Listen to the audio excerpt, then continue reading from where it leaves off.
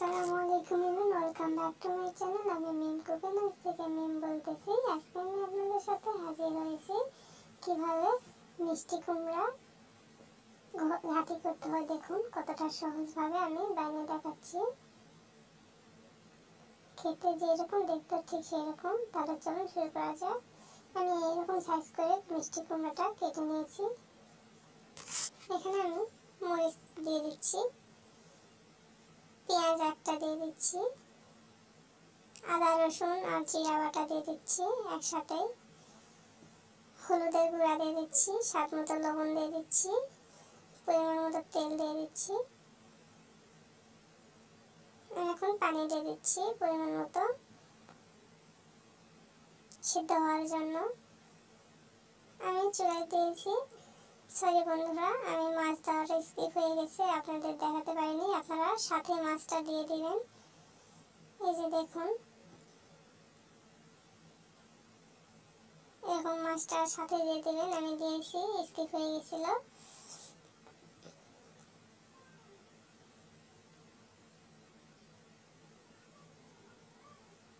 দেখুন আমি আবার ঢেকে দিচ্ছি নেড়ে, আবার আমি ঢাকনাটা তুলে নেড়ে নিচ্ছি। পানিটা অনেকটা কমে এসেছে। এখন দেখুন আমি এভাবে লাড়কি দিয়ে দেখুন লাগতে হবে। এভাবে শুকনো হয়ে এসেছে। দেখুন পানি অনেকটা কমে এসেছে। পানি কমে আসলে এরকম করে থাকবেন।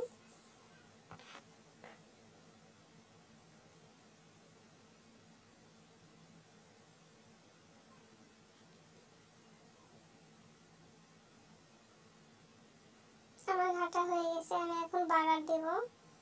একটা কড়াই আমি পেঁয়াজ কুচি, রসুন কুচি আর পরিমাণ মতো তেল আমি দিয়ে দিয়েছি। যেহেতু আমি রান্নার সময় আমি তেল দিয়েছি।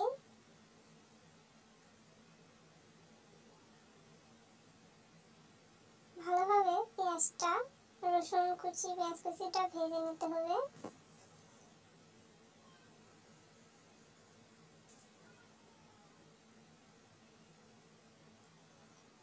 আমি এখন 5 ফোড়ন দিয়ে দিলাম।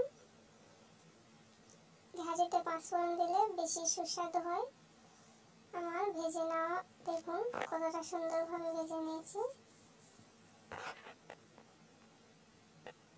আমার ভেজে নেওয়া হয়ে গেছে। দেখুন আমি এখানে ঢেলে দিলাম মিষ্টি কুমড়া। আমি এখন ভালোভাবে নেড়ে নেব। এইভাবে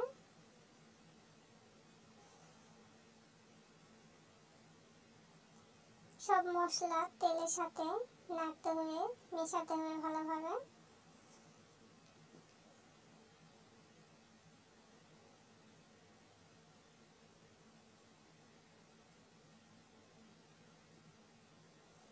দেখুন আমার রান্নার ভিডিও যদি আপনাদের কাছে ভালো লাগে তাহলে লাইক, কমেন্ট, শেয়ার করবেন আর সাবস্ক্রাইব করে আমার পাশে থাকবেন বন্ধুরা।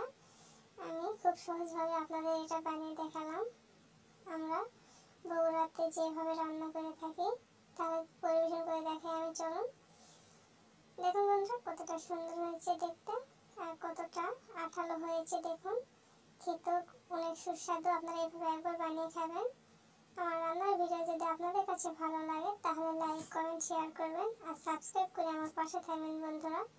আমি অনেক সহজভাবে আপনাদের শেখানোর চেষ্টা করি। আল্লাহ হাফেজ।